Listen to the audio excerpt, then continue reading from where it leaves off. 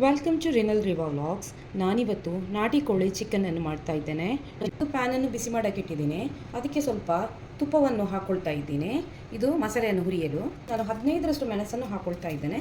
ನಿಮಗೆ ಬೇಕಾದರೆ ಸ್ವಲ್ಪ ಜಾಸ್ತಿ ಹಾಕ್ಕೊಡ್ಬೋದು. ನೋಡಿ, 15ರಷ್ಟು ಮೆಣಸನ್ನು ಹಾಕ್ಕೊಳ್ತಾ ಇದ್ದೇನೆ. ಇದನ್ನೀಗ ಚೆನ್ನಾಗಿ ಫ್ರೈ ಮಾಡ್ಕೊಳ್ಳೋಣ. ಇದು ನೋಡಿ, ಈ ಥರ ಉಬ್ಬಿಕೊಂಡು ಬರುವಾಗ ನಾವು ಇದಕ್ಕೆ ಸ್ವಲ್ಪ 2 ಸ್ಪೂನಷ್ಟು ಕೊತ್ತಂಬರಿ ಬೀಜವನ್ನು ಹಾಕ್ಕೊಳ್ತಾ ಇದ್ದೀನಿ. 1 ಸ್ಪೂನಷ್ಟು ಜೀರಿಗೆ ಕಾಳನ್ನು ಹಾಕ್ಕೊಳ್ತಾ ಇದ್ದೇನೆ.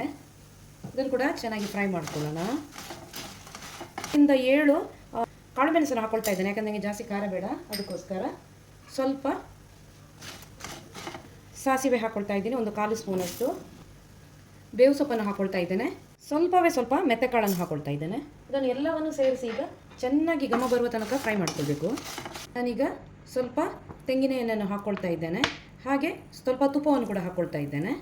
ಹೆಚ್ಚಿಟ್ಟಂಥ 1 ಈರುಳ್ಳಿಯನ್ನು ಹಾಕ್ಕೊಳ್ತಾ ಇದ್ದೇನೆ. ಈಗ ಇದನ್ನು ಚೆನ್ನಾಗಿ ಫ್ರೈ ಮಾಡ್ಕೊಳ್ಳೋಣ.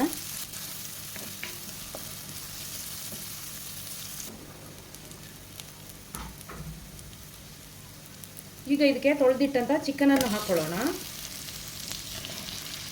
ಸ್ವಲ್ಪ ಅರಶಿಣದ ಹುಡಿ ಹಾಕೋಣ.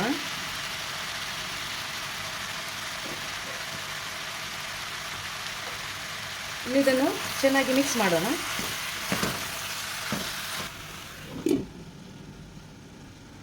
ಇದು ನಾಟಿ ಕೋಳಿ ಆದ ಕಾರಣ ಬೇಯಕ್ಕೆ ನಾನು ಸ್ವಲ್ಪ ನೀರನ್ನು ಹಾಕ್ಕೊಳ್ತಾ ಇದ್ದೇನೆ.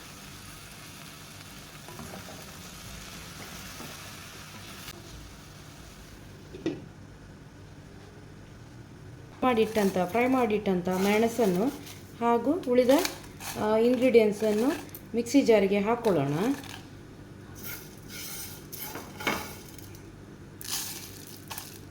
ಇದು ಹುಣಸೆ ಗಾತ್ರದ ಹುಳಿ ಹಾಕ್ಕೊಳ್ತಾ ಇದ್ದೇನೆ.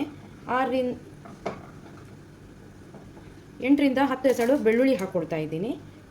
ಇದನ್ನು ಚೆನ್ನಾಗಿ ರುಬ್ಕೊಳ್ಳೋಣ. ಈಗ ನಾನು 1 ಕಪ್ಪಷ್ಟು ತೆಂಗಿನ ತುರಿಯನ್ನು ತೆಗೆದುಕೊಂಡಿದ್ದೆ. ಅದನ್ನೀಗ ನಾವು ಫ್ಯಾನಲ್ಲಿ ಹಾಕಿ ಫ್ರೈ ಮಾಡ್ಕೊಳ್ಳೋಣ.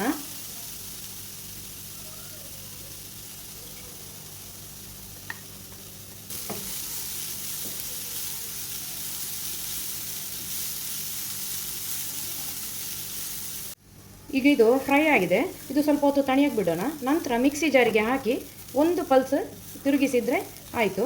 ಅದು ನಾವು ಕಡ್ದಿಟ್ಟ ಮಸಾಲೆ ಜೊತೆಗೆ ಹಾಕಿ ಪಲ್ಸ್ ಮಾಡಿದರೆ ಆಯಿತು.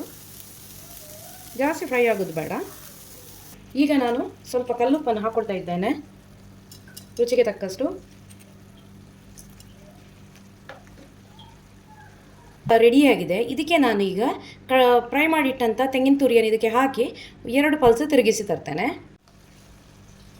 ಈಗ ನಾನು ಮಿಕ್ಸಿ ಜಾರಲ್ಲಿ ಮಿಕ್ಸ್ ಮಾಡಿ ತಂದಂಥ ಮಸಾಲ ಹಾಗೂ ತೆಂಗಿನ ತುರಿಯನ್ನು ಹಾಕ್ಕೊಳ್ತಾ ಇದ್ದೇನೆ.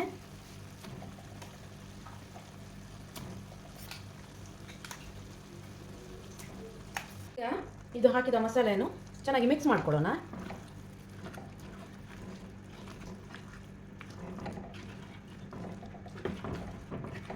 ನೋಡಿ, ಇದೀಗ ಚಿಕನ್ ಸುಕ್ಕ ರೆಡಿಯಾಗಿದೆ. ನೋಡಿ, ನಾಟಿ ಕೋಳಿ ಚಿಕನ್ ಸುಕ್ಕ.